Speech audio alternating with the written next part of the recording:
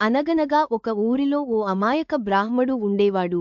ఆ బ్రాహ్మడు యజ్ఞంలో బలివ్వడానికి ఒక మేకను కొని తన ఇంటికి తీసుకుని వెళ్తుంటే ముగ్గురు దొంగలు చూశారు. ఆ మేకను ఎలాగైనా దక్కించుకోవాలనుకున్నారు.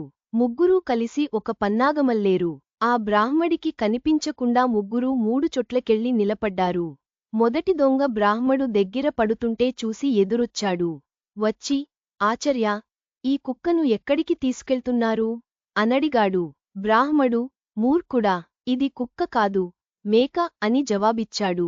మేకను పట్టుకుని కుక్కంటాడేమిటి అని ఆలోచిస్తూ తన దారిన కొనసాగాడు. కొంత దూరమెళ్ళాక రెండో దొంగ ఎదురై చాలా వినయమున్నట్టు నమస్కరించాడు. ఓ బ్రాహ్మణా, ఎందుకు కుక్కను మోస్తున్నారు? అనడిగాడు. బ్రాహ్మడు చాలా ఆశ్చర్యపోయాడు. మేకను భుజాల మీంచి దించి చూసుకున్నాడు.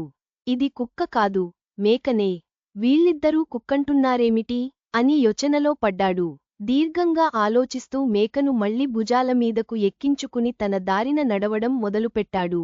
కొంచెం దూరమెళ్ళాక మూడో దొంగ ఎదురయ్యాడు. అపచారం, అపచారం, ఈ నీచమైన కుక్కను మీరు మోయడమేమిటి?